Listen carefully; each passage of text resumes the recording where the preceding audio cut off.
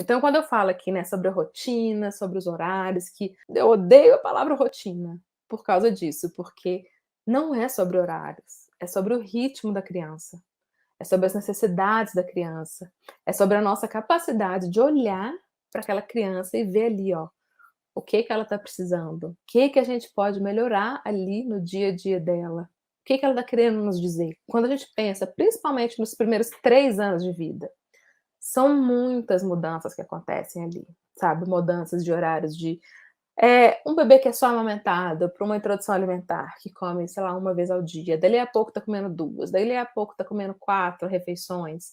No começo ele come mais para experimentar, depois ele come bem, nisso muda todo o sistema do intestino dele, aquele bebê que fazia cocô de madrugada, para de fazer cocô de madrugada. Os horários de despertar de madrugada começam a mudar, começa a gente ter ali horários mais pontuais e mais certos, em vez daquele bebê que troca o dia pela noite. Então, quanto mais a gente consegue olhar para as necessidades dessa criança, quanto mais a gente consegue ver ali as mensagens que eles estão tentando nos comunicar. E a gente precisa lembrar que todo comportamento comunica ou um sentimento ou uma necessidade. Nenhuma criança se comporta mal, bem entre aspas aí, porque ele quer causar alguma coisa na gente. Sei lá, ele está se comportando mal porque ele quer me estressar, porque ele quer se vingar de mim. Principalmente quando a gente está falando aí crianças, gente. Eles nem têm um cérebro que consegue raciocinar de forma tão fina, assim, né? Ah, eu vou fazer isso para causar essa sensação na minha mãe.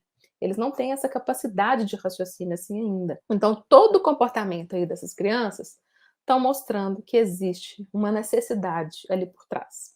Ou um sentimento ali por trás.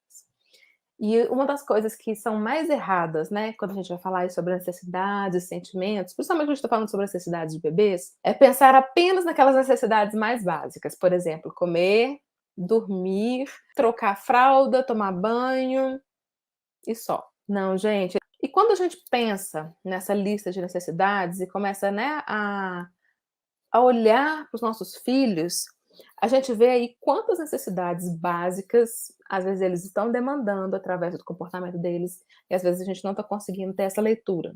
Por exemplo, integridade é uma necessidade humana, presença, autonomia. Só aí, quando a gente pega, a gente pensar que presença é uma necessidade básica do ser humano e autonomia é uma necessidade básica do ser humano, já explica tantas coisas. Por que que o nosso filho chora quando a gente coloca ele no berço e a gente sai de perto? Ele tem a necessidade da nossa presença.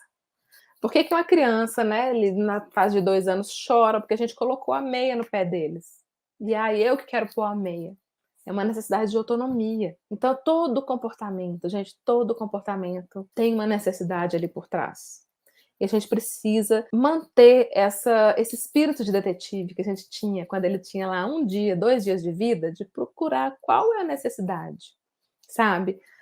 A necessidade de escolha, necessidade de conexão. Quantas vezes, né, o Luca tá muito nessa fase, assim, essa fase de, né, 3, 2, 3 anos, acontece muito isso, essa necessidade de conexão.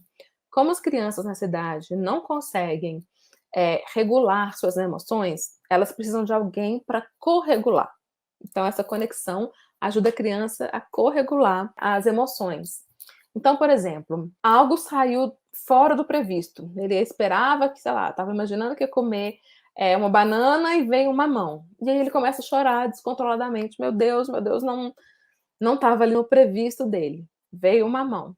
E às vezes tudo que ele vai precisar é uma conexão para ele regular suas sensações para tipo, ok, não, eu gosto de mamão também. Então acontece muito de ele vem chorando, abraça e às vezes não precisa conversar nada. Só dele abraçar, respira fundo, ele se acalma e ele consegue ir lá e voltar ao que ele estava fazendo.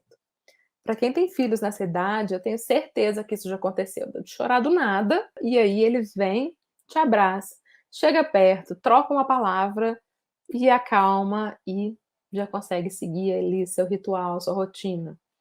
É uma necessidade de conexão.